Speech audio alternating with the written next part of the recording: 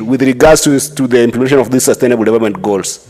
I wanted to invite your attention, Mr. Speaker, to the idea that even though we wanted to advance the implementation of sustainable development goals, Mr. Speaker, we should not forget that we had Millennium Development Goals. And these Millennium Development Goals, Mr. Speaker, were not as much attained.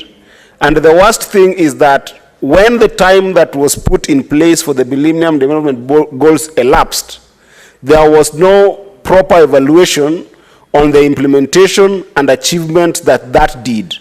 So the first thing I wanted to say, Mr. Speaker, is that this motion is very, very good for us as a nation, notwithstanding other countries doing their own things, because, Mr. Speaker, we don't want to get to 2030 and then start being in a situation whereby we are saying that this was a time-bound ideology in terms of development goals, and therefore, because the timeline has elapsed, therefore we need to move forward to the next goals.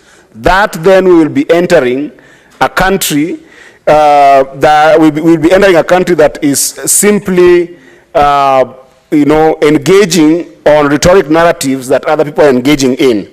So, for us as a country, we need to look at what are the specific issues that constitute the challenges and opportunities that makes it either impossible to achieve some of these development goals or are just impediments that can be dealt with. And for me, Mr. Speaker, I wanted to say very quickly that this will be for me when I cast my eyes upon Kenyan development agenda and economic planning.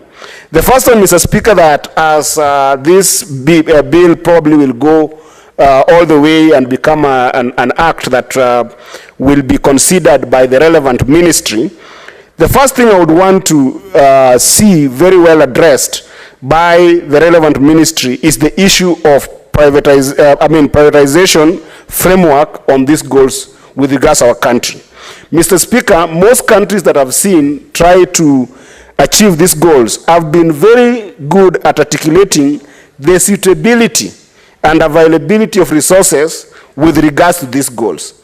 As a country, we have not had articulation by the ministry of, that has got relevance instruments of economic planning, articulating our suitability in terms of our resources, both human and hard resources, with regard to some of these goals. Because these goals, when they come, many things end up changing.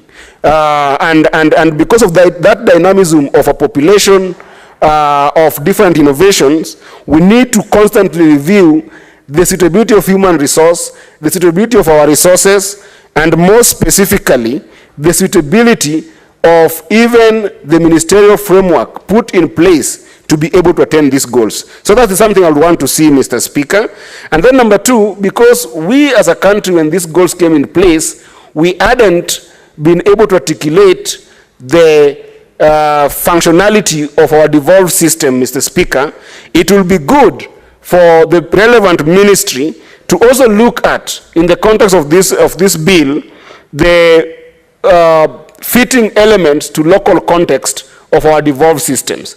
Because, Mr. Speaker, as you know, Schedule 4 is not, cannot be ignored when you look at development goals, because Schedule 4 of the Constitution gives a lot of some of these functions to the devolved systems of this country, Mr. Speaker.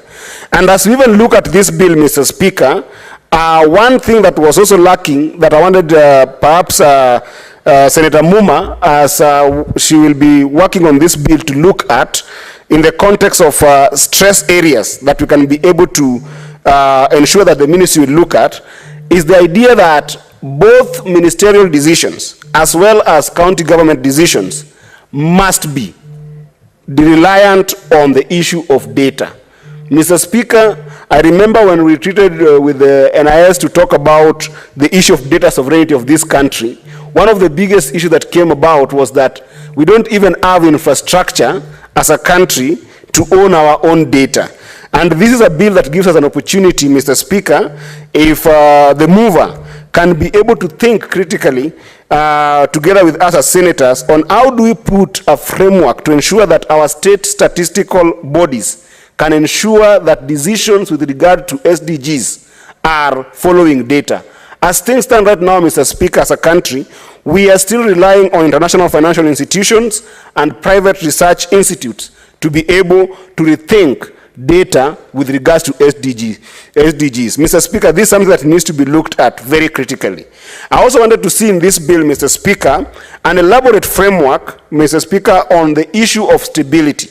Because like many African countries, we are democracy.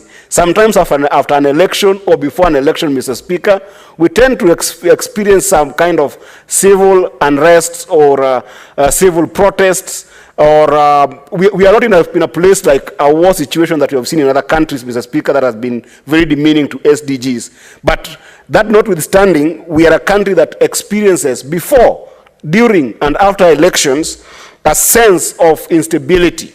So I wanted to see a sense of framework that can be put into this bill, Mr. Speaker, to look at how does stability contribute to SDGs implementation.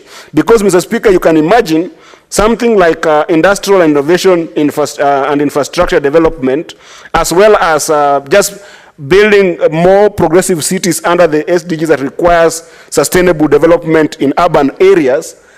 Nairobi, for instance, is a mega city and a prime city in the entire African continent. How do we envision this kind of bill making a progressive development that instability does not affect the implementation of SDGs in this country? So, Mr. Speaker, I would want us to see how we can be able to include this in the bill. And lastly, Mr. Speaker, I wanted to invite the mover of the motion, my good friend Senator Kathy Muma, to also think about the rapid population growth that we are experiencing. Because when these goals were put in place, some countries like Kenya in Africa do experience exponential population growths that do not necessarily go with the timelines that have been given by these SDGs. Our neighbors in Uganda, 50% of the country is actually almost 15 years of age. If you come to Kenya, the average age of a Kenyan today is about 19.5, Mr. Speaker.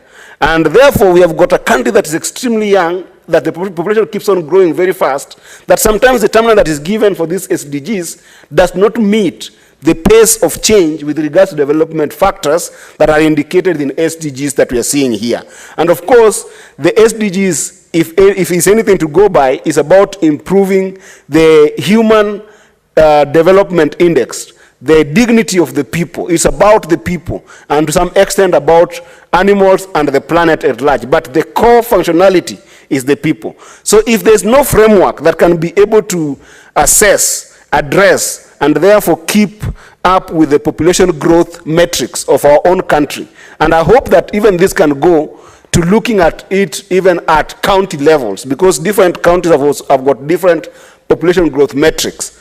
This will be very important element to see articulated in this bill to the extent that it can be able to guide the relevant ministry that will be dealing with these SDGs in the context of making sure that the implementation of SDGs is achieved in Kenya, and not only achieved,